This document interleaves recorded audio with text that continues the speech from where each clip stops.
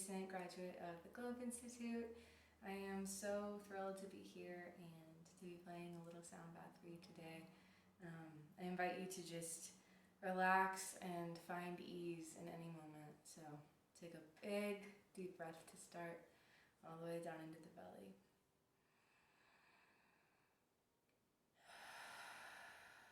And exhale. Enjoy.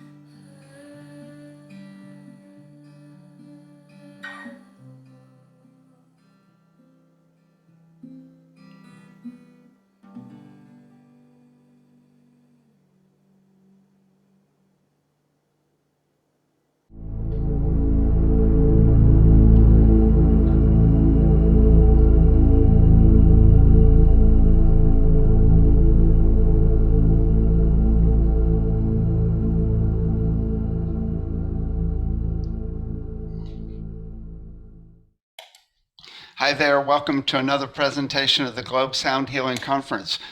Today we have Elizabeth Grambsch. Hi, Elizabeth. Hi, David. How are you today? Great. How are you doing? I'm well, thank you. So what have you been up to lately?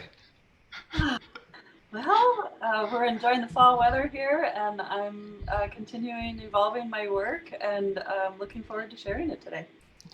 Cool. Okay.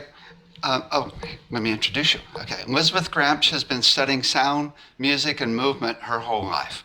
For this presentation, she draws from 20 years of experience with TOMATIS' work, listening programs, and teaching prenatal parenting and early childhood music and movement classes. After having a deeply transformational experience with the TOMATIS method, she pursued a self-designed master's in human development to find out how it worked.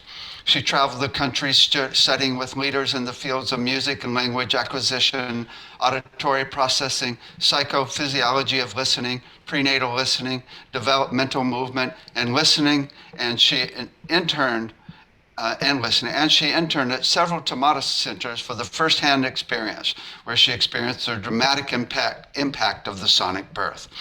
In combination with her extensive music education background, she has provided truly enriched programs for families at the University of St. Thomas and Fairview University Hospital Systems.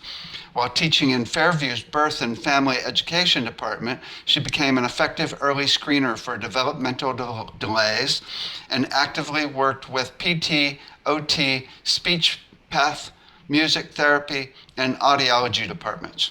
She is a co-author in the textbook Body, Mind, and Voice, Foundations of Voice Education, contributing chapters on prenate and early childhood development. Welcome, welcome. Thank you. So let me ask you the big question, and that is, if you had all the money in the world, what would you do to help people on the planet? I would want to help people restore their listening, to truly restore listening. And whether that's a pre-program or a listening program or sound healing, I think it's so important that we recover our listening to our own heart, to ourselves, to the world, to spirit. Nice, nice. Okay, tell us about your presentation today, or our little interview. Yeah. Today we're going to talk a little bit, I think, about TOMATIS and some key points about his work.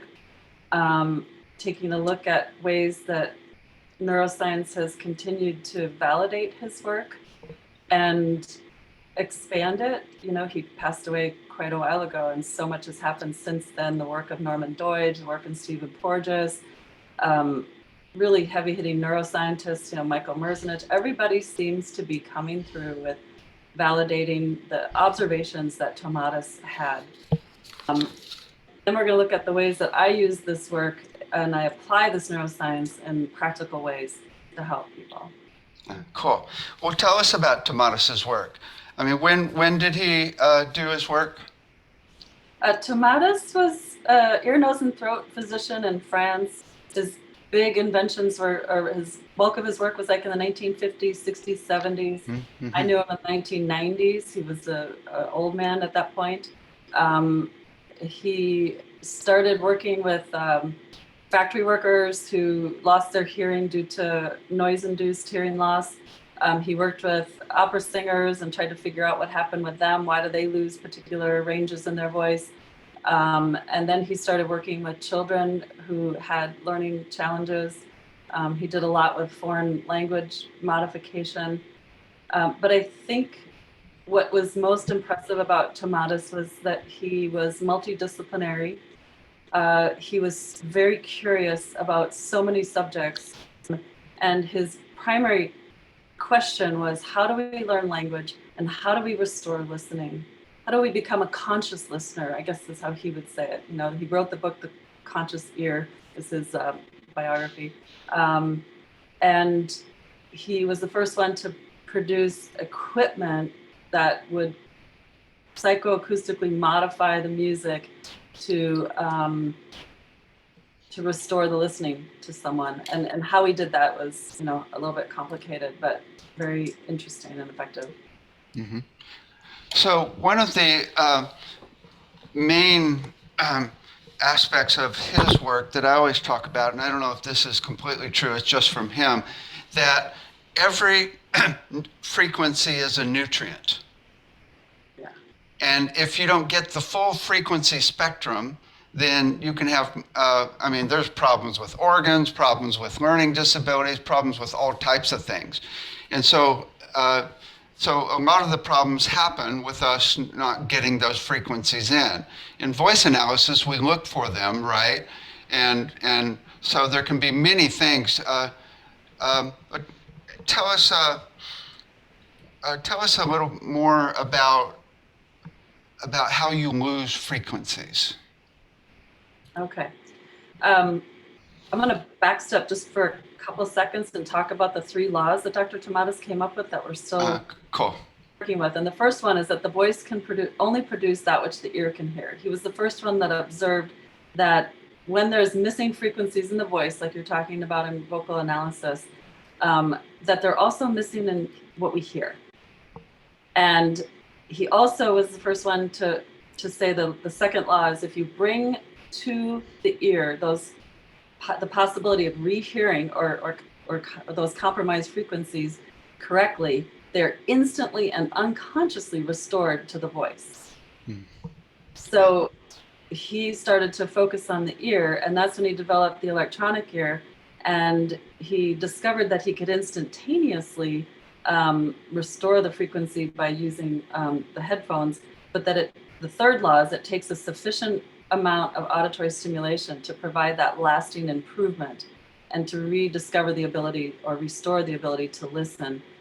And so he was the one that discovered the difference between hearing and listening. Mm-hmm. We can passively hear frequencies. We can provide all of these frequencies, nutrients, etc. But when we are distorted or challenged in our listening capabilities, we don't get them in. And that is based on our experience. And I believe that it comes from potentially a soul level, but down through prenatal experiences, through early childhood experiences, through life experiences, anything that is some kind of a shock to our nervous system. That nervous system flips into an off switch, which is called inhibition along the pathway, will block that frequency from traveling up to the rest of the brain. That's a protective mechanism. And he believed that when we were listening through that protective mechanism, we were only filtering for what's threat. Like, are we safe? You know, is there a danger out there? What's that sound? You know, and if we're living at that level, we're not our most conscious self. We're not our highest self.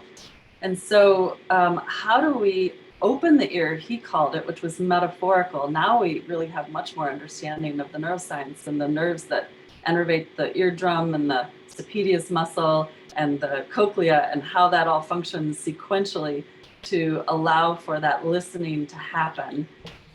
And that's kind of the nut of the work. So he was leading us in that direction. And that's exactly correct, that if we're missing those nutrients, we're not only missing them for the health of our body, but we're kind of living in a state of fear or a sense of threat.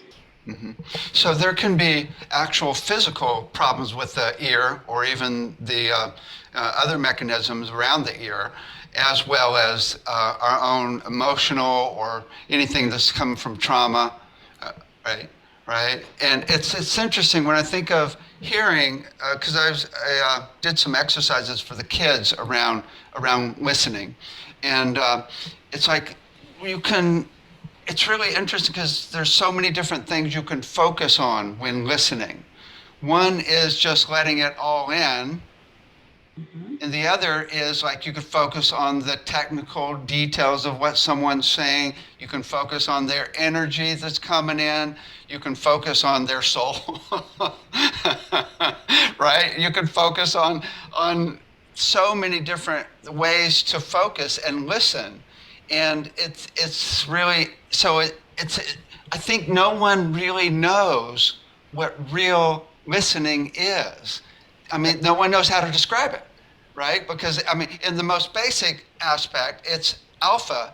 You're in an alpha state where you're completely open to whatever's coming in, but you're still going to filter it, even when you're open, when you're completely present and open to it coming in. There's still going to be a filter, right? So that's a lot. What do you think? Yeah. Can I share the screen and use a diagram? Yes. Yeah.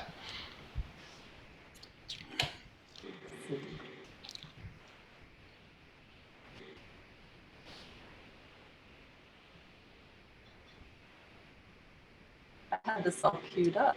Let's see. It was there for a second. It was. Let me look for it this way. Oh. What happens is we have two different pathways, the afferent and the efferent pathway. And there's what you were describing, the incoming and the outgoing. And when things are coming into the body, and this is not my best image, but let's see. Can you see this, David, or can you? Yes. Yeah. Okay. Yeah, zoom in a little bit. Zoom in. Command plus. Did that work? I lost the bottom. That's as much as I can zoom on. Okay. Yeah, that's cool. So this is a cochlea that's kind of unraveled a little bit for us to look at the nervous system as it connects to the hair cells in the cochlea. And afferent pathway is an incoming sound transmission. This is what gets through the listening process. We're going to go look at listening in a second. So whatever gets into listening, this is what we're hearing. And it comes in and it's first processed in this lower part of the brain center. These three levels right here are actually, when they're collapsed, that's the three levels of the brain. Down here, we process for physical threat or benefit. Each nuclei decides, is this sound threatening, life-threatening, or is it beneficial to me? And if it's life-threatening, it would inhibit. What level is that? What are the three levels? This is the brainstem. Okay. There's actually some other brain centers there, and sometimes people call that the back brain. Mm-hmm. The brainstem, the medulla oblongata, this is the back brain or the lower brain centers. This is where we are stimulus response. It's our sensory perception. So not emotional or thinking or thought, it's our sensory world right here. And so if you have a gunshot or you have a parent who's yelling at a child, they will just inhibit that voice or they will inhibit that sound and to protect themselves, and it's completely unconscious. So then when it goes up to this next set of nuclei, we're getting up into the limbic brain, midbrain centers, amygdala, etc. And it's mostly about emotion and memory. And so we can start to have an emotion associated that's threatening. So is this emotional or relational experience threatening to my well-being? Or is it beneficial? And if it's threatening, then there will be an inhibition here as well.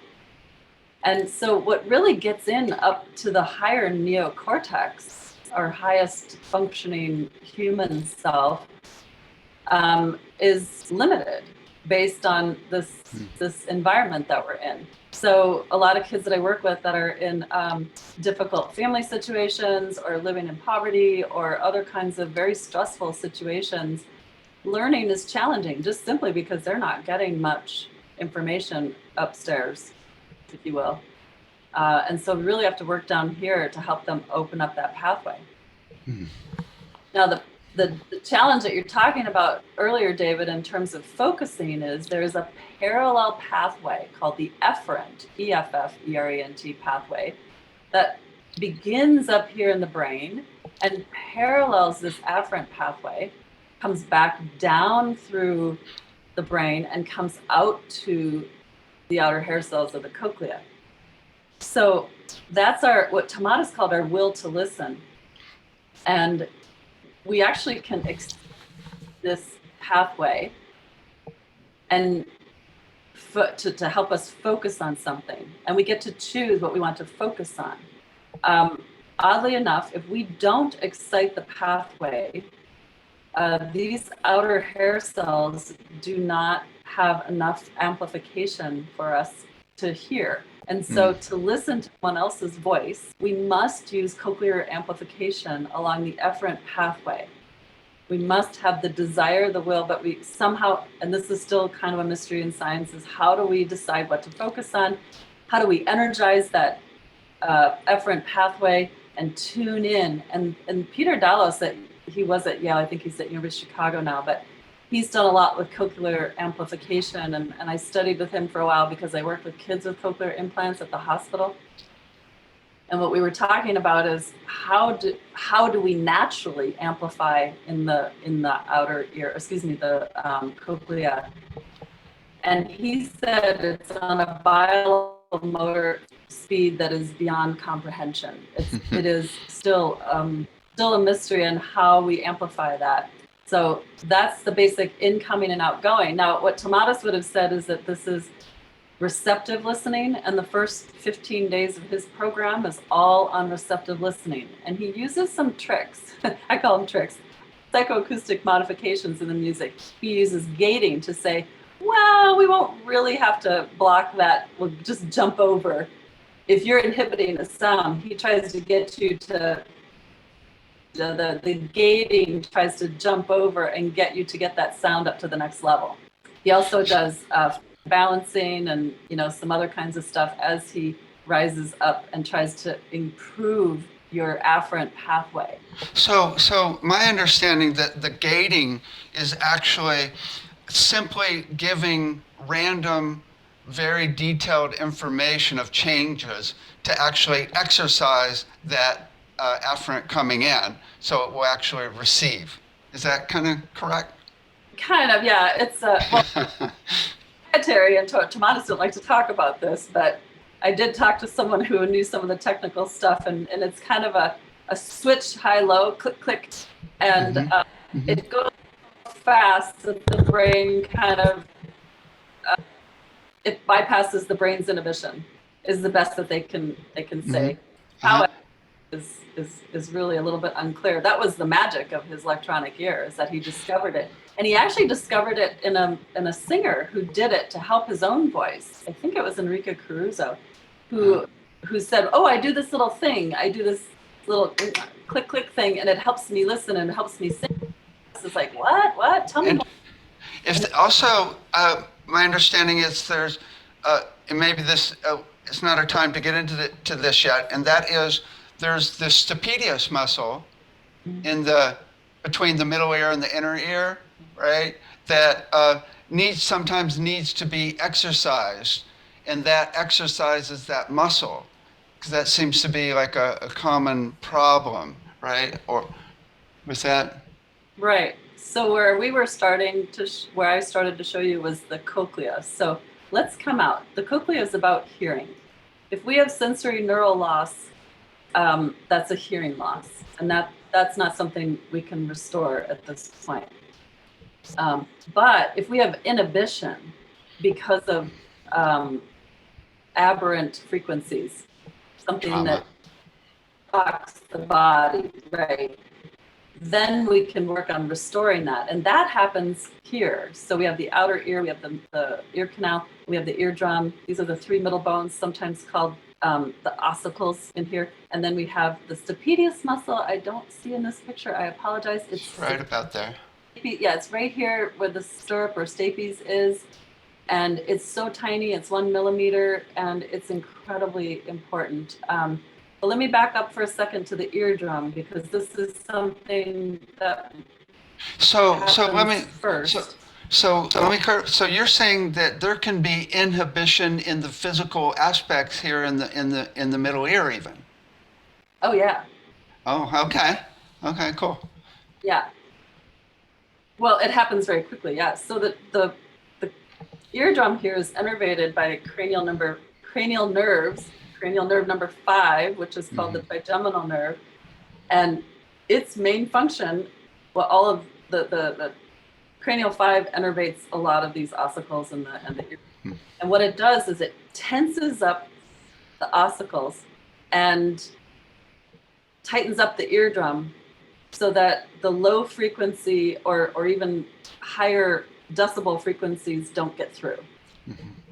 So it's like hitting a drum head, you know, and that's to protect us from sound that could damage our ear. Got it. And then we get into the 7th cranial nerve innervates the stapedius muscle. And that 7th cranial nerve is really important because it's our next line of filtering. So we have the filtering out of frequencies that are outside of the human voice range, which is lower or higher than the human voice. And that's the job of cranial number 7. And then what gets filtered out first is anything that we really want to protect ourselves from at the eardrum. So that's cranial 5. And then at cranial 7 is when we start focusing our onto the voice range, on our frequency range of voice.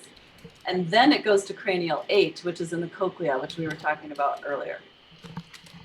So what can happen to kids is if cranial 5 is not functioning or it's inhibited, it's gone into shock, instead of cranial 7 here at the stapedius muscle getting its normal amount of sound in a normal frequency range, it's getting kind of a tsunami of sound. And so what happens to the stapedius muscle is it starts to fatigue because 5's not doing its job. 7 gets overwhelmed.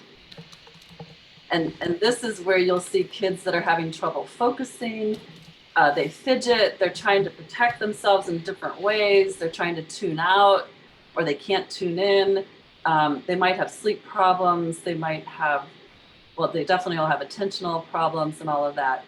And so, yes, the stapedius muscle is the one that we need the most to tune into human speech and for communication. And that's like really a precursor to autism, right? Well, can be.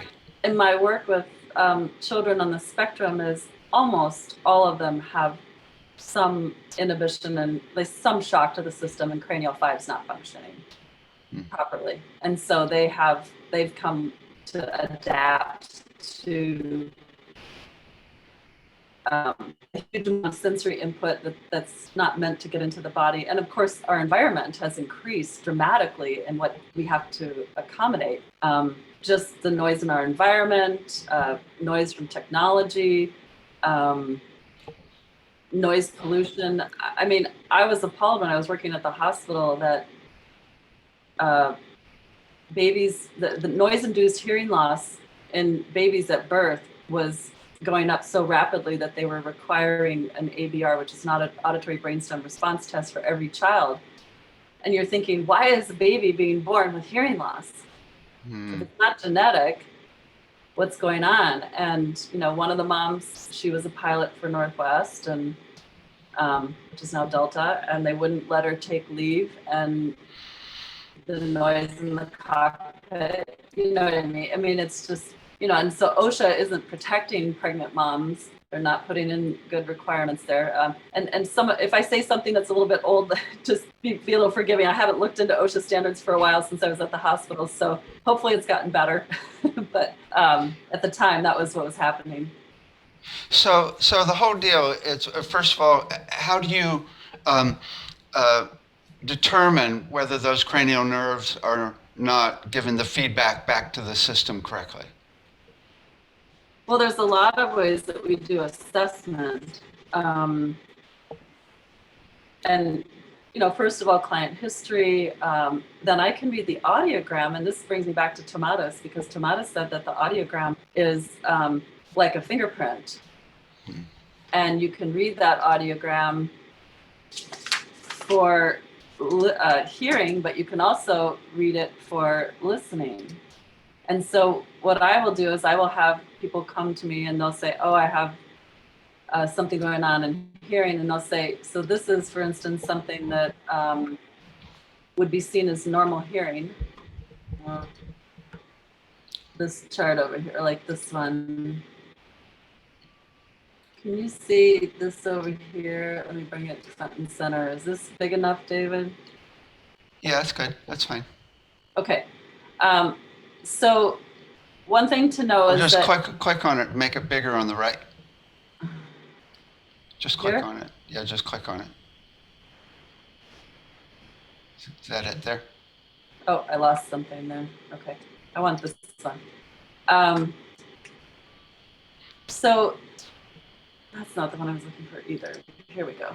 This one. So on the left side are the decibels. On the right side or on the top are the frequencies. So this is 125 hertz, 250 hertz, 500, 750, 1000, etc. And this is minus 10, 10, 10, or excuse me, 0, 10, 20, 30, 40 decibels. The audiologists will say anything that you hear that's above 20 decibels is you're in normal hearing. Now they've actually changed it to 25 decibels because we're all losing our hearing, but that's another story. Anyway, but TOMATIS would look at this and he would say, the right ear is in the red and the left ear is in the blue. And he would start to read this for what's going on with your listening. And he would say, well, it's pretty flat here between 250 and 1000. And the left ear drops below the right ear here. So we have some little scotoma, maybe a little lack of integration going on here. But we're going to say that there's something going on in the body, because a normal curve is a curve. It would start low and it would steadily rise up to a peak around 3,000 to 4,000, because that's our language frequency range in America. It's a little different in other languages, by the way. Listening curves are different for every different language. And then it would drop off a little bit. So there's an optimal curve for English speakers. And this person's not rising there. So we're going to say there's something going on in their body. And it's really flat all the way up to 1500. So I'm going to say, wow, there's a lot going on here for this person. And then I'm going to see a rise here. Well, that's good. Okay, so they probably do okay in school. They're tuning into frequencies and stuff like that. But they may have some health issues, or they may have some other things going on. Yeah, because this low body stuff. And actually, this isn't atypical. I mean, the range down here is we called it zone 1, which is up to 750 hertz. And when we have stuff going on there, when we see this, we're looking for rhythmic problems, balance issues, coordination, bit issues, struggles with laterality or trouble with sense of direction, body awareness, muscle tone, things like that. And then when we go from 750 hertz up to 3000, right in here, and there's not much rise there, but a little bit at the end. We have communication. We call that the communication zone, and that's speech, melody, phonemic decoding, reading, that kind of thing. Also memory, concentration, attention, things like that. And then when we get up above that 3000, we have zone 3, which is where we have integration, mental energy, motivation, enthusiasm, organization of ideas, really higher level processing going on there, and higher level memory, concentration, and attention. The other thing that TOMATIS would do, and you might find this interesting, David, with the nutrient work that you're doing, is that he said that this was he read it like a chiropractor. He said, this is the lumbar, sacrum lumbar, all the way up to the cervical. So he would sit down with somebody and say, are you having low back problems? When you would see something like that. Wow. Or having neck issues, and that's true too. I found in working with kids. I worked also with the deaf community, and I know that we perceive lower frequencies in our bones that are, in our lower part of our body, legs, and we perceive higher frequency in the higher part of our body, you know, neck up and mid-range in our torso. And it was fun to work with the deaf kids because they taught me, like, where do they feel the music when they're using bone conduction? So that's something that's not in this audiogram, and something I recommend when I work with people, going back to the assessment, is that we also do a bone conduction. Because not only is there a difference between hearing and listening, there's a difference between air conduction, which is what they tested here, and bone conduction.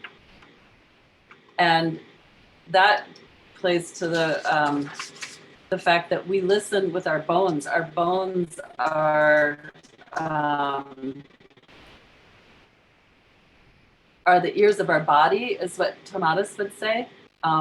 And then he would say our skin is a cutaneous keyboard, you know? Are we talking all bones or bones in the head? All bones. Wow. Yeah, all bones are there. So you can see if we've got some bone conduction graphs going here. Let's see. Oh, that's a little too big. How do you measure bone conduction? Well, I'm going to show you an audiogram with bone conduction. So here you have air conduction with the circles and the X's, and then you have bone conduction with the arrows and the little blocks. Okay, and so left ear, right ear, and they're talking about air and bone conduction. And where this is not a great one to look at because it doesn't cross over. This person is really struggling with the body. Not only are they, this is really a lot of loss going on in that ear. But in this one, you can see this is a bone and air conduction, and you can see where the air conduction drops below the bone conduction. Sorry, I didn't mean to click there. Go back.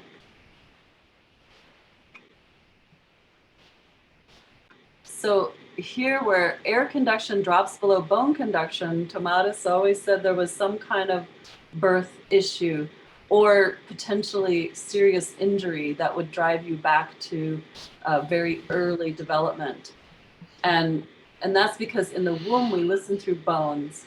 And when we're born, we go through what's called a sonic birth, where we our first experience with listening through air conduction happens, and we coordinate that effort between air and bone conduction through the body and through the atmosphere. So sound waves come to the body and are perceived through the bones. They come actually up right to the ear canal and go through the similar listening process. There's a whole bony structure all around the middle ear that the bones of your body send sound waves to. And it's called proprioceptive sensory listening. So do bone reception problems happen totally because of physical problems, or are they emotional also? No, well, you can have bone conduction challenges with physical injury, yes, or disability. But in this case, what's happening is that if I were to say this is a child, for instance, I would say this child hasn't fully been born into the world of sound yet because they haven't opened up their listening to the atmosphere through air conduction.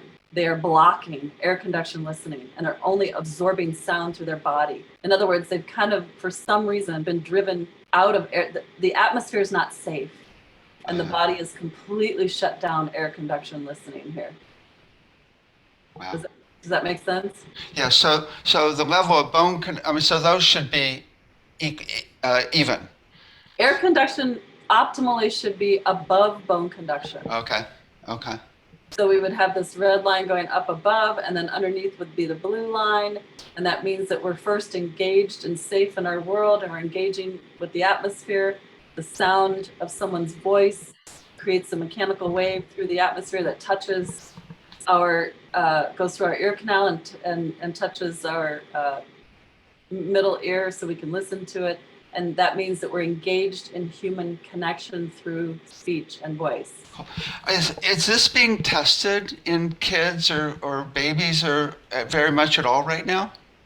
No, the biggest hurdle in assessing children is when they hearing screening. It's usually air conduction only, and it's very limited frequency range. You'll notice here these are very limited. I mean, what if we tested every frequency in between? We might have an incredibly different picture.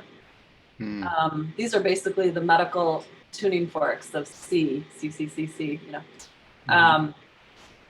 And then if they pass, it's because they can hear everything at 20 decibels, right? But that doesn't change anything that's going on in their listening up here. So it'd be a little bit like kids going in and you can say, well, you can see, but you can't focus on the blackboard or you can't focus on your book and read the words. So we'll get you some glasses to help you adapt.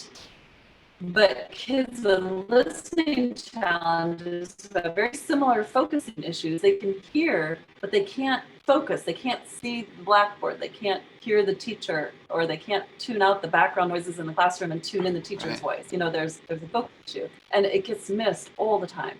And so then they go into this spiral of not being good enough, and especially when they're not being diagnosed correctly, right? Right, and it takes quite a lot for me to get an assessment, a proper assessment. You know, I do have professionals I work with, and they know what I'm looking for, and they've seen enough of my work to know that it's important that I get this air conduction, bone conduction. I've had schools that just do 4 frequencies, 500, 750, 1000. They don't even do 4, 6, or 8. Wow. Okay. So once you know that there's an imbalance between the bone and the air, what are some of the treatments, or are we ready to go to the treatment for it now? Yeah, that's fine. Yeah. Different treatments I think I'll come back.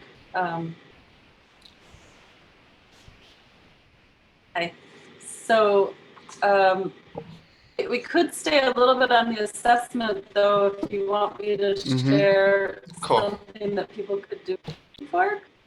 Would that be good? Yes. One of the things I learned from Kjeld Johansen. Now, Kjeld Johansen and TOMATIS were peers. Kjeld is from Denmark and TOMATIS is in France. And I worked with both of them. And I actually did a study with Kjeld here in Minnesota, a 5-year study on reading using his method. His method is quite different. His application was designed to be quite different. He wanted it to be used in schools because there is a problem financially to do TOMATIS method is very expensive. It's a huge impact on parents' lives. It's why it's usually administered in the summertime. But Kjeld wanted it to be done in school. And so it was a little different program. And whereas TOMATIS did the receptive listening, and then he did expressive listening. He did 15 days where they do expressive work with the voice. Kjeld thought, we're just going to do the receptive part and see what we can get done. And if we do that in the early stages, you know, that would be developmentally really helpful, because the cochlea is, although it's adult size at birth, it takes 13 years for it to completely innervate. So that's a long trajectory for things to happen to a child's listening while it's still developing. And that's something people don't know, is it takes 13 years to develop the innervation of your ear. So anything that happens in childhood has a big impact. Okay. But he taught me how to do a tuning fork assessment, which I thought I'd show you today. I thought I'd also combine that with the brain growth cycles from Fisher and Rose's work in 1994. They initiated this 30-year study of meta-analysis of how the brain grows. And they found this really interesting pattern of growth, like these spurts of energy. And the pattern is it starts on the right in the occiput. And in the right brain, it's kind of like Tinker Toys. It's called global to local. So you have to build this global network, very long axons, you know, and then it kind of has this to local. So we start global to local occiput, and then we go global, or we go local to global. So think Legos over here on the left side. We got Legos and Tinker Toys, and that's what they look like, the neurons. And then the brain combines this in the occiput. And then it all moves forward to the temporal area of the brain. And it goes temporal, global, local, temporal, local, global. And then it comes together and it all moves forward to the sensory motor part of the brain. And again, repeats, and then it all moves over to the prefrontal cortex and repeats. The good news is this is a cycle that happens throughout life.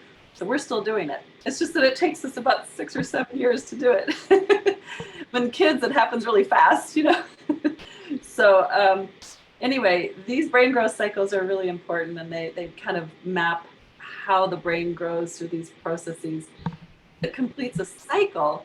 We have this incredible surge of potential capabilities, you know, where we can then choose certain things we want to turn into an ability, sizing it.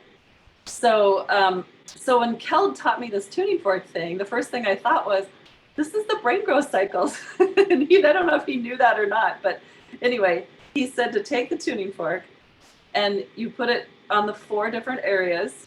So we're gonna do 4 times on the right, and then 4 times on the left. And then we're going to map. The only question we ask the kid, the child or student is, where do you hear the sound? Where? And it could be, I hear it on this side, I hear it in the middle, I hear it here, I hear it across the room. I mean, it's really interesting to find out what they hear. So if you want to, we could do that here. I could just share that. Okay. So we can put it on the back occiput, the right side, and you just notice where you hear it. Take a mental note, then go to the temporal lobe. And if you're doing this at home, write these answers down. Where do you hear it? I'm not going to say anything till we're done. And we're going to go to our sensory motor area. And then we're going to go to our prefrontal cortex.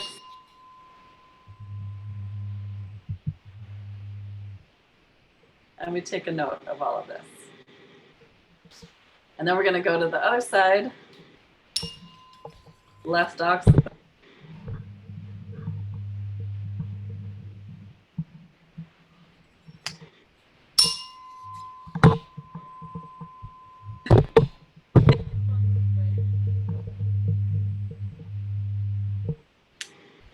And then we go to sensory motor.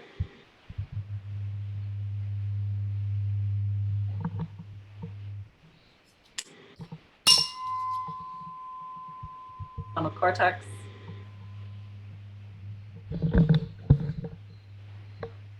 And we take a note.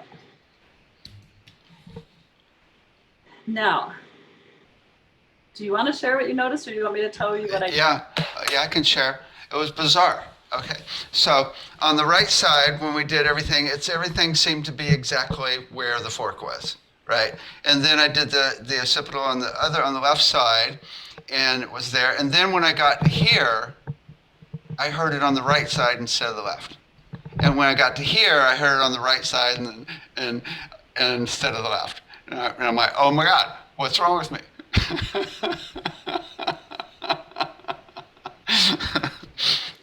Actually, if we go back to that afferent picture of the sound coming in, you will maybe remember that it comes in on one side and then there's a nuclei. Sometimes it goes on the same side, which is called ipsilateral, and sometimes it goes contralateral. And by the time we get up to the higher brain centers, we're wanting contralateral. So when we hear the sound on the other side, we know that we've been lateralized. Which is good. Okay. We hear it on the same side, we know that there's areas that we could improve to work to the other side. Wow. So, okay, so how could, okay, what do I do? How could I improve? Well, if you want to do an assessment, we can do the full assessment. And then so, after all of I've done the test for auditory visual skills. There's all kinds of tests that music therapists use to test listening and hearing skills. But this is the one that Kel taught me that he said it's always been effective. Now, he's the director of the Baltic Dyslexic Lab, and he said it's the first thing that he does. It's super simple, super effective. Is it crossing over? Do they perceive it crossed over, or is it staying on the same side or in the middle or across the room or whatever? And it just tells you right away that we have what's called mismapping. If they're not all going over to the other side, it's called neural mismapping. And that's where I would, if I started with someone like you, I would start with the cranial nerve assessment, and then I would do a reset of the cranial nerves, retraining of the cranial nerves, and then building resilience, which is very similar to the TOMATIS idea of identifying and then retraining and then building resilience. Hey, give us an overview of how you reset the cranial and do that. Okay. Just quick. So, yes. Well, actually, it's not quick. So that's okay. But what I found is when I worked with the TOMATIS method, there were a number of kids, I think about 30% of the kids, that it would either get worse or it wouldn't help. And by nature, I'm curious and I want to help the people who aren't being helped. It was so incredible working with the kids who did get help. The kids who I worked with who were adopted that had incredible healing experiences. And in all the studies that I did, but I just kept saying, what can we do for this 30%? Why are they not getting better? Why is this going like this? And that kind of led me to a lot of listening programs are doing pre-programs now too. They're kind of recognizing that either the environment's changing a lot or we're finding ways to address things that were always there. I kind of think it's a little of both. But their pre-program, like at ILS, they're doing is with Stephen Porges, they're doing SSP. TOMATIS has a pre-program now called Sound Story. What are pre-programs?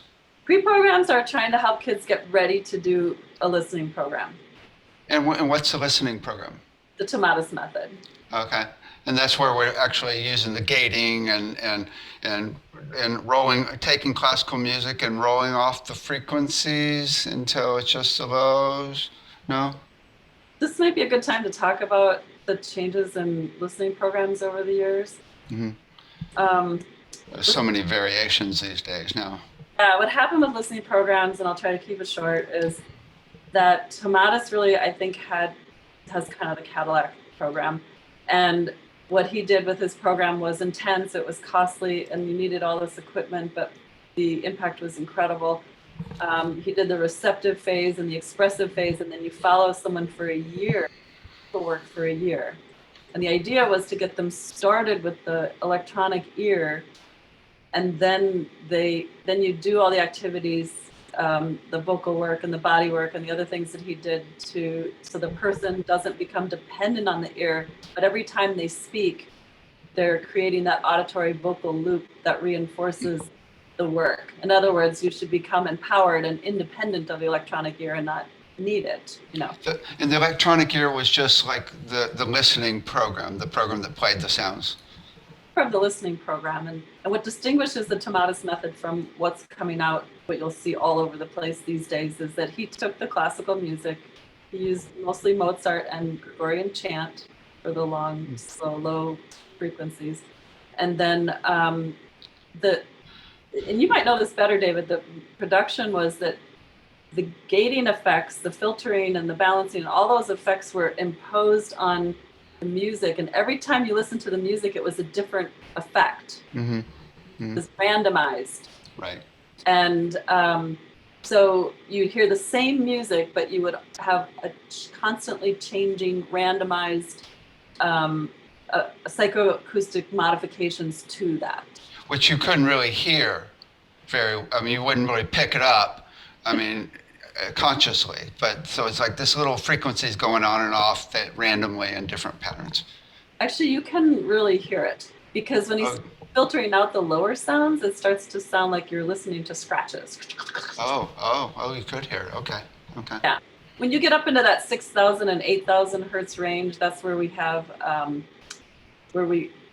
to listen to the sibilants in language, the the all those little sounds that really make it that we can discern sound and we can discern speech. So when you get up into there, it just sounds like scritchy, scratchy that you're listening to all the time. It's really kind of cool. And then when you start bringing people back to full frequency, they have these big ahas, like, wow, what's going on? This is amazing. It's interesting, but before we continue, there's one thing I've always thought that this is doing, and I have no idea if this is true, but this is a strong guess, is like we get stuck in certain frequency ranges. And by doing, rolling off these frequencies and then bringing them back in, we go, oh, there's the full frequency range again, right? And our brain goes, oh, okay, because we need the full range to be whole. Yeah, that's restoring listening, becoming conscious. Okay, so TOMATIS was really detailed and really, really cool. Cadillac, and then what happened was I was part of a TOMATIS outreach center here in Minneapolis, and we were supposed to get a center going. And then one of the TOMATIS centers decided to go for FDA approval, and that shut everything down like a bank vault. I don't think they understood what that meant, but we couldn't order any more equipment from France. It just stalled everybody. Nobody could grow, nobody could do anything. And then the FDA was coming in and saying, what? This is medical? We need to know more about what this is. And it got very intense for people. And that's what really curtailed the growth of TOMATIS. And then people started making the equipment a little bit differently and calling it educational. So they were trying to distinguish it from medical to being educational. So like Paul Medall developed the listening fitness trainer, and he made an electronic ear, but he had to do it where the electronic ear part was in one box, and then he used a Walkman or a Discman or something and connected it to the box so they were separate, so that it was educational. That anybody could have a Walkman and plug it in and do, like modifications to it. It wasn't very durable, that product, but it was really good. And so there was an all-out scramble for people to do things differently. And what began to happen is they stopped using that real-time gating, where you listen to the same piece of music and you keep changing the modifications, and it became kind of static. And that's effective, but only to a point, for a reason. And that reason is that if you listen to the same piece of music with the same psychoacoustic modifications, habituation sets in the ear. And after a while, the brain goes, yeah, I heard there, been that, done that. It's like tuning out the sound of your furnace when you're sleeping. And so Ron Minson at ILS, he took an electronic ear and he recorded it. So it is static, but he made so much of it, like 200 recordings or something, that he could pretty much get someone through without habituation. So those are people that kind of understand it. But then other people have taken it and they've done just, like I call them watered down listening programs, and they've made them different systems, or they've cut out the voice work altogether, or, and so it's gotten really difficult to find good systems. And they'll all do something, but if you really understand them, they can be more effective or less effective. And in my practice, I could use, 5, 8 different systems, but it really depends on the kid. Oh, wow. Wow, so it seems like, I think, okay, if we had all the money in the world, right? I mean, what we would do is go back and rework the basic TOMATIS system and make it, and because it sounds like it was really effective, and get it worked up in a way that the FDA would go for it, since they blew it the first go round, right? I don't know if you want the FDA involved. That's beyond me. It's kind of for a doctor. I mean, if you're going to get to that level, though, where, or maybe we could just really make it way more effective, and take his work to the next level. Anyway, that's where my mind goes, is like, it's because what I'm hearing was TOMATIS was doing some amazing things, and now everything's a little watered down. watered down or piecemeal or yeah, if people understand the deep structure of listening programs and how listening functions, they can still be effective with it, but it's gotten difficult. Yeah. It's like you have to be a specialist just to know which one to use. Right. There's also a change in the environment. And again, like the people that were not served well by TOMATIS, like I worked with one young man who was hyperacusis, meaning auditory defensiveness, sound, he was really shut down. And I did not do a pre-program with him, and he actually got worse. We actually pulled the program. So I think there's some other things going on, and there's some other things that can be done. And one of them is to really be aware of our environment, our acoustic environment. Could you imagine a time where we would be testing every kid that comes into school, or testing, can you test babies without killing them? They do auditory brainstem response tests at birth. But that's not a listening test, that's a hearing test. If we do a listening assessment for every kid before they go into school, we would really change. You see it, it seems like that could be huge. Really huge. Yeah. So here's a question that I ask myself, David. Mm-hmm. When we work with kids and we restore their listening, it's predicated on them being in a safe environment. Because if we take them and open their ears and then put them right back into a threatening environment, the brain will just go and shut it all down again. Mm-hmm. So part of the focus really needs to continue to be on creating a safe environment physically around sound. We have so much noise pollution. I have a quote here that I'd love to read because it's just amazing. Dr. Robert Rubin in 1997, this a long time ago, but he said, "It should not surprise us that the nature of the acoustic input to the central nervous system via the inner ear will, within limits, change and mold that central nervous system. This leads me to propose that abnormal and or perverted sensory inputs should be recognized as disease vectors, just as a bullet, a virus, a bacterium, or an aberrant gene is considered a disease vector." Yeah. So there's sounds that make kids not feel safe, or sound environments. But, when you said that, the first thing that popped in my mind, because, we've worked together on this whole project for the Montessori school, is the number one thing, it seems like, is kids being scared that they're not good enough based on testing or based on the way things are taught, right? So there's this environment that you need to learn this or you're in trouble, right?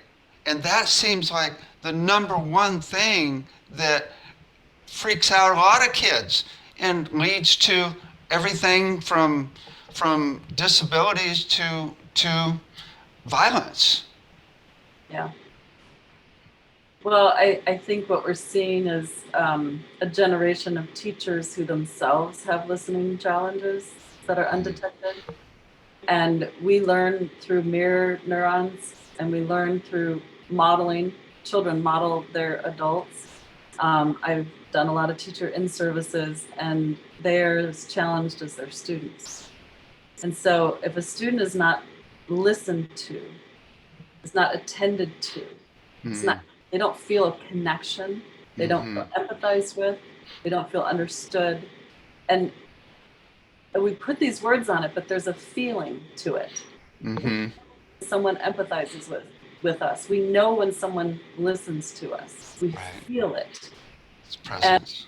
And when the kids don't feel connected or listened to, they aren't going to develop that. If the adults in their world aren't going to be there for them. Wow. It's a mess. Okay, so.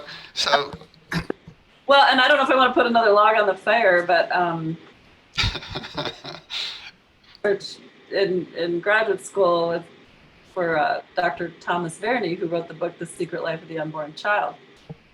And my work in that graduate program was on the impact of sound-based prenatal and labor and birth interventions.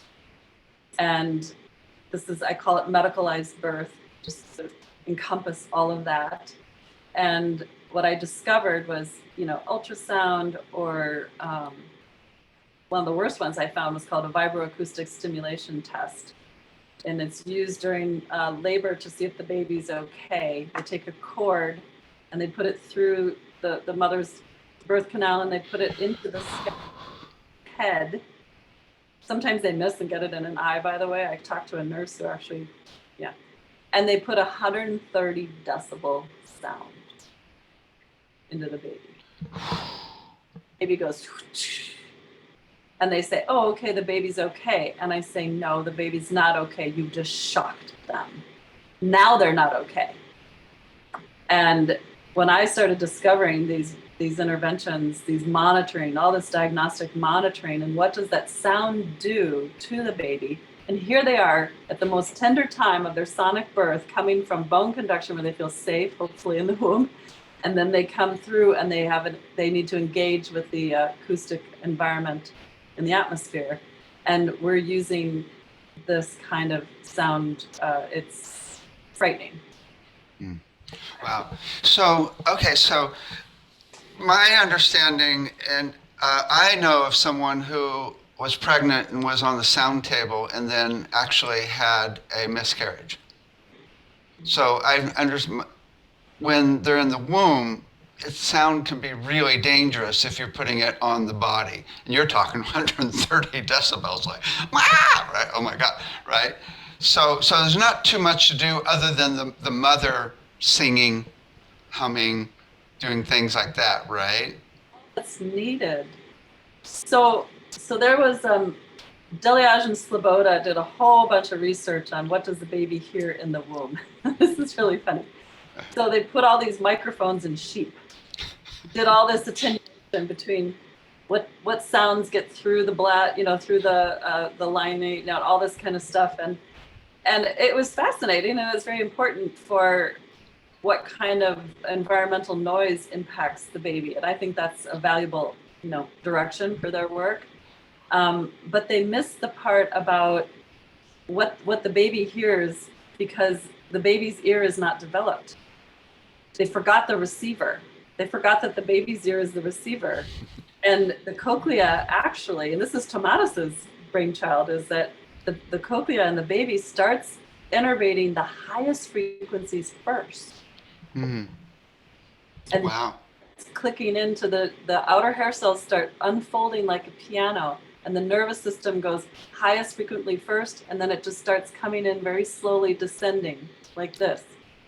And so those high frequencies are super sensitive, and they're sensitive to the mother's voice, and the mother just has to speak or sing, and the baby will get that sound through bone conduction in the womb, and that is the best sound environment for the baby. Cool. So, okay, after they pop out for the next year or so, then there's still, it seems like singing and humming and toning would be really good. I mean, I've even, in the Montessori project, we introduced nature sounds with maybe some golden mean frequency ratios popping through, right? And but I remember you saying that at that point, until around 1 or so, they are actually they're like light beings. They're totally wanting and ready for as much stimulation. So classical music that's really complex, that's like this incredible, and it's not till later, around 1 or so, that you start doing lullabies, right? No, it's birth to 4 months. First brain growth spurt is complete at like 10, 11 weeks, basically 4 months. And during that time of that first brain growth cycle, I found that they were very open to, like, almost like their soul hadn't fully connected because they were into jazz and classical. They couldn't get enough complexity. And then at 4 months, when they started to be able to express themselves, they started to vocalize, they started to move, they're getting ready for all those early patterns. They wanted simple and repetitive. And that was the good songs. Okay. Yeah, and it was really funny to play with the babies in that first 3 months. Yeah, because I was thinking, It's almost like they're still completely connected to source, which is like every frequency, and let's just bring in the full spectrum, right? And then we start getting into, then really from there it's about creating stable, consistent vibrations. What we were looking at was actually looking at the baby and noticing their rhythm and trying to do rhythms. And then also the big thing to create the mirror neurons is the second the baby does any movement or any emotion or anything, then you do that sound, you do it back to them, so that they're totally getting that connection ultimately. yeah, that work was really incredible, and I think that was effective, what you put together. I would add, just for people to understand, that the body is very important during that development for developing listening. And so when those early movements are starting to happen, I always say the baby's on the hip or on the floor. You don't need all those widgets, jumpers and all that stuff, because what you want is proper integration of primitive reflexes, and you want proper bone growth and alignment, because the bones are the ear of the body, So when the baby's on the hip, that's a natural way that the legs wrap around the hip, and that's a natural position for the baby's hips. The hips are the eyes of the body, and ears, all that stuff needs to be in alignment. And then when they're on the floor, they're learning their movement patterns, because until the body acquires integration, well, first of all, there's asymmetric patterns, and then there's symmetric patterns. The asymmetric patterns happen from birth to 8 months. Those are critical to get right side and left side fairly balanced. Everybody has a dominant side, so it's not perfect. But around 7, 8, 9 months, the symmetric patterns come in, and those are critical for listening and seeing, vision and auditory processing. Because when we're doing asymmetric patterns, the babies are hearing what we would call double. Ba, ba, mama, papa, da, da. They're actually hearing it that way. Left, right, left, right, left, right. Oh, echo. Yeah, because the neurological loop through the right ear to the language logic center is 40 centimeters shorter than the left. I mean, I can't impress upon you, in the neural world, that's like, from here to the moon. And so it's faster. The right ear just gets to the left ear for processing language and logic and tone specificity so much faster than the left ear. The left ear has to go a little bit longer route, but it gets to the right hemisphere, and it provides all that really essential emotional tone, affect, depth, timbre, all the qualities of sound. So they work together, but they don't arrive together. And the same thing with the eyes. We don't have bioptic vision when we're born either. So they're working independently. So that time when those reflexes come together at 7 to 9 months, when they become symmetrical, is when the brain is starting to merge the data coming from both sides to create that perception of from mono to stereo, or from asymmetric to symmetric, or to binaural listening is what's Which I would think at that point, then any doing sounds that move around the baby, soft sounds, nothing too intense, right? And bring it closer and further away, and just doing this whole so that they're totally learning stereo, because it's not till around 9 months that they actually start hearing stereo. Right.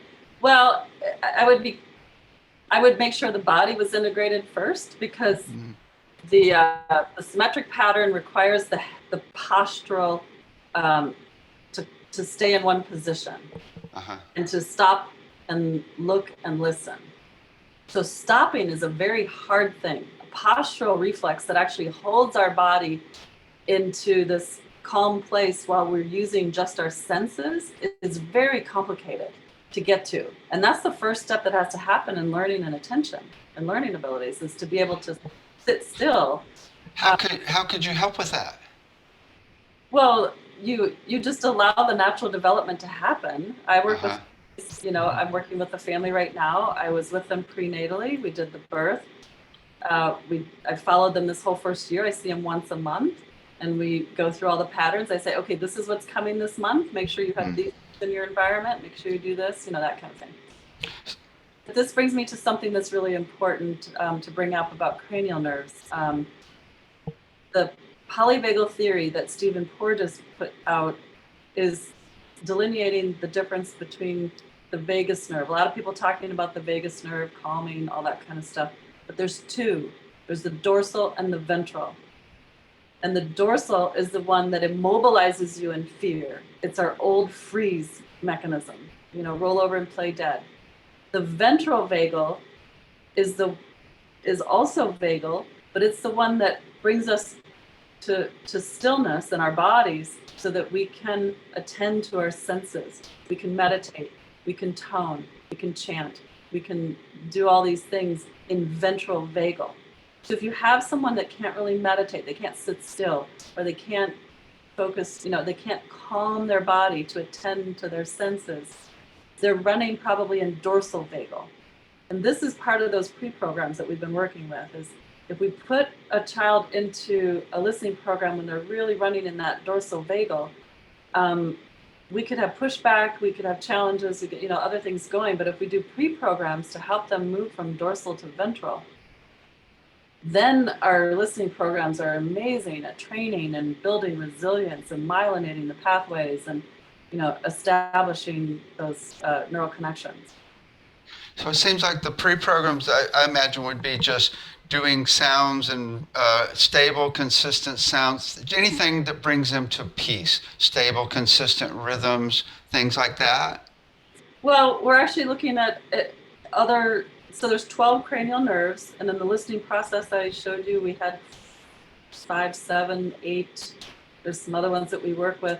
But if a child has something going on in some of the other cranial nerves, they won't get to that listening part. So a lot of pre-programs I work with, I'm working with babies to help them with autonomic breathing so that we can restore breathing. They might not be sleeping well. They might not be getting REM sleep because their optic nerves aren't really functioning. So there's kind of an order to this, a neural sequencing. And that's the brilliant work of Dr. Lois Laney, who's done that. But this neural sequencing is really important. So that's what I mean by pre-program. We even might start with something that has nothing to do with listening, but it has to do with breathing, and it has to do with mouth. One place that I've worked a lot are babies that have tongue tie, lip tie. Now, not only can you not make the sounds, you can't babble with your tongue is tied. One of my clients that I worked with, he was 13. He was tongue-tied at birth. They missed it for 2 years. He didn't really speak. He couldn't make all the sounds. His tongue was not able to articulate. And so because he didn't make those sounds with his voice, his own voice didn't reinforce the auditory loop, then he was not able to hear those sounds that his tongue could not make. This is a really fascinating client for me because it was very specific deficits in his auditory perception to the vocal deficits he had because of his tongue tie. And then I worked with him. He got the tongue clipped, but whatever he couldn't hear, whatever auditory deficits he had, those sounds he couldn't hear. So when they tried to spell, he couldn't hear those letters. So he couldn't spell the word because he couldn't tell the difference between P and B and D. Right. This is, listening to you, it seems like there is so much potential to help kids in so many ways here. I mean, the full range, right? It just seems huge. I mean, really huge. So it just makes me think, oh my God, let's get funding for this and do, you just said like 15 things that could help kids in all different ways, right? From all different types of disabilities to even kids that are just so-called normal, right? To help them with a new curriculum that will keep, have them not go into the fear of not being good enough. Yeah, you just had me think of something new. I'll maybe share quickly. I study with Barry Truax at in Vancouver, BC, and he studies the acoustic soundscapes. And he collected information, or he collected the soundscape of Vancouver, BC in like 1970, 1980, 1990, 2000, and he's comparing the differences. And he starts talking about the sounds in our environment, if they have meaning, then even if it's a loud sound like a barge coming in and going, it meant mail, it meant food coming. People were more likely to not have any kind of inhibition around that sound. But if it starts to get to a general noise in the environment that has no meaning, then the body can't process it because it doesn't mean something to it, and it starts to shut it down. And one of my biggest concerns is around technology. It's, the kids playing on computers. There's so many sounds. Some have meaning, some don't. But I think it's not attended to.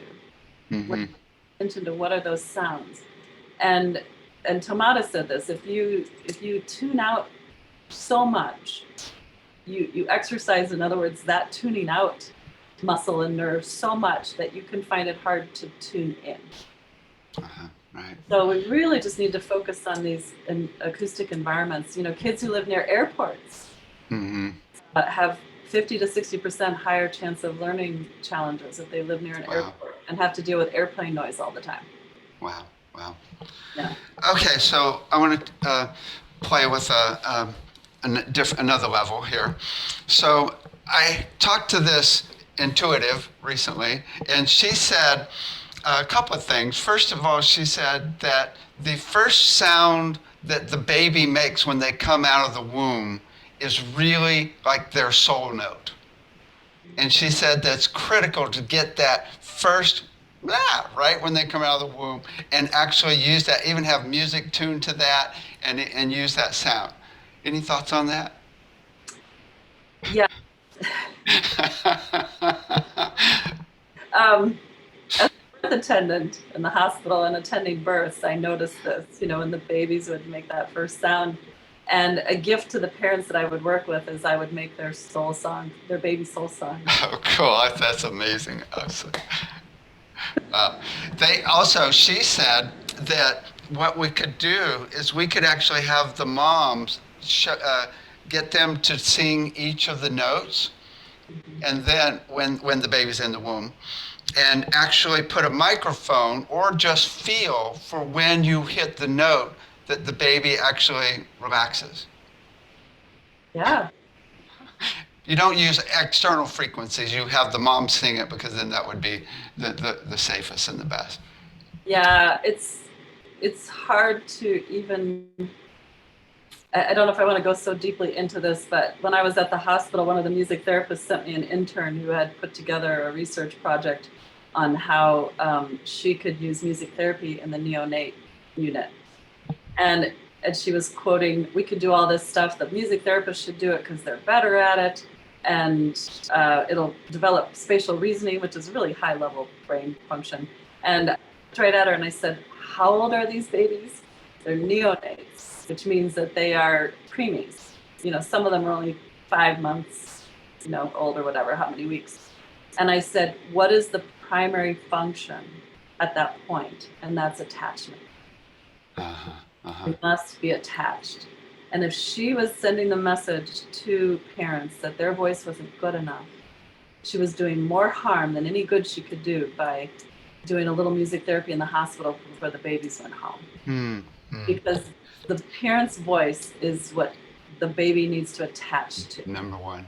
And that's number one. And until the baby attaches to the parent voice and feels secure, there's no higher brain growth going on. We're working in survival brain. seems like the best thing you can do is really just have a whole requirement for moms to learn toning, even if they can't sing. I mean, to do like really sweet, soft sounds. Classes to parents for a long time. Wow. Okay, anything else that you No. want to share before? I thank you so much, David. Doing these summits is incredible resource for people, and I've always enjoyed our conversations, and I learned so much. Oh, I just love, I mean, the amount of study and your expertise around this whole area is really just amazing, really amazing. I really honor everything you brought in your service in this area. Thank you.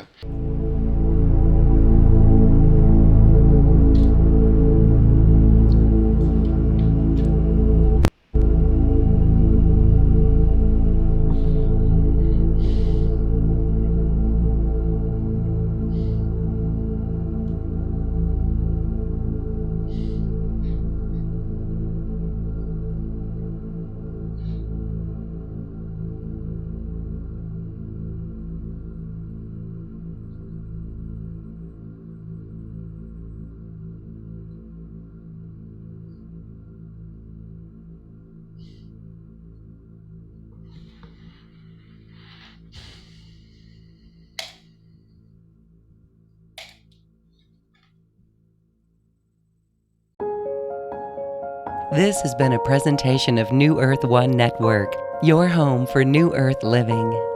Visit newearth1.com.